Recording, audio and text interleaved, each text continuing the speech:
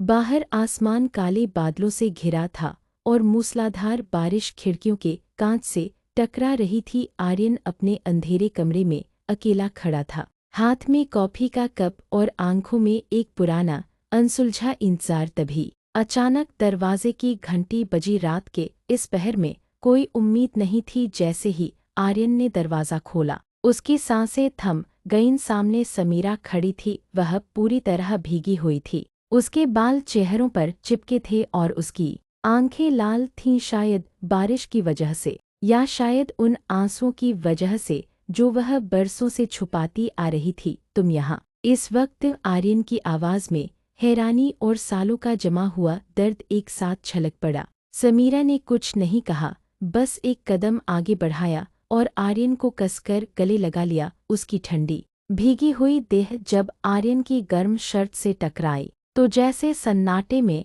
एक बिजली सी कौंध गई। आर्यन उसे अंदर ले आया। कमरे में सिर्फ एक मध्यम पीला लैंप जल रहा था, जो दीवार पर उनकी परछाइयों को धुंधला और बड़ा दिखा रहा था।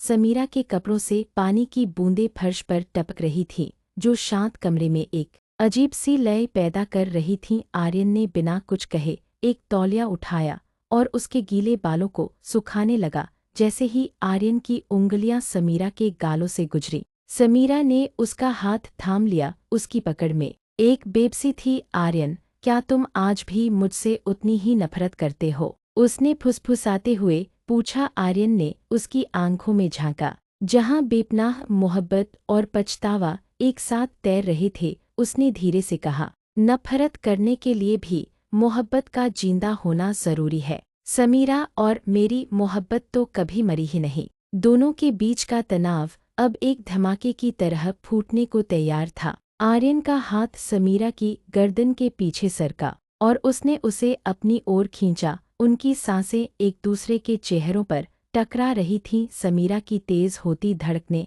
आर्यन के सीने पर महसूस हो रही थीं।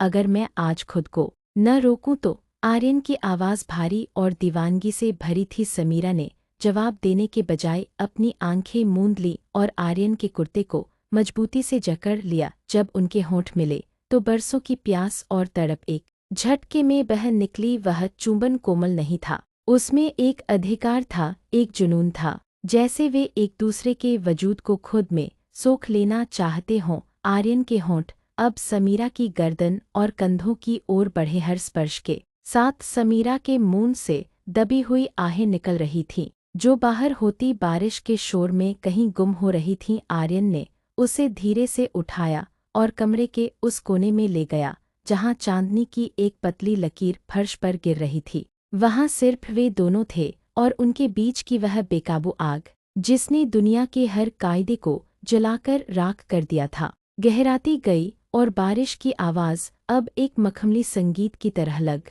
रही थी। आर्यन और समीरा एक दूसरे में इस कदर खो चुके थे कि उन्हें वक्त का अंदाज़ा ही नहीं रहा। आर्यन का हर स्पर्श समीरा के लिए एक नया एहसास था, एक ऐसा समर्पण जिसने उसे अंदर तक झकझोर दिया था। बिजली की हर कड़कड़ाहट में उनकी परछाइयां दीवारों पर एक होती दिखाई देती। कमरे की हवा उनकी सांसों की गर्माहट से भारी हो चुकी थी। उस रात उन्होंने कोई शब्द नहीं कहे, बस उनकी रूहें एक दूसरे से अपनी दास्तां सुना रही थीं। वह रात सिर्फ दो शरीरों के मिलने की नहीं थी, वह दो बिछड़े हुए मुसाफिरों के अपनी मंजिल पर पहुंचने की रात थी। जब भोर की पहली हल्की सफेदी खिड़की के कांच से छनकर अंदर आई तो सब कुछ शांत था। बारिश रुक चुकी थी, बस पत्तों से टपकते पानी की आवाज़ आ रही थी। समीरा आर्यन के सीने पर सिर रखकर लेटी थी, उसकी उंगलियां आर्यन के हाथ में उलझी हुई थीं।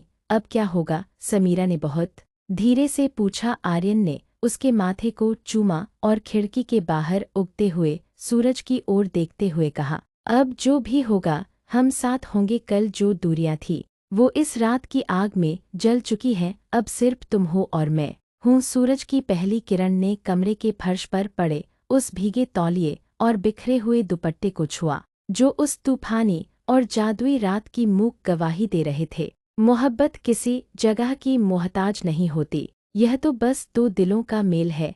अगर आर्यन और समीरा के इस रूहानी सफ़र ने आपके दिल को छुआ हो तो हमें सब्सक्राइब करके इस प्यार भरे परिवार का हिस्सा बने। आपकी एक पसंद लाइक हमें ऐसी ही और गहरी कहानियाँ लिखने की प्रेरणा देती है।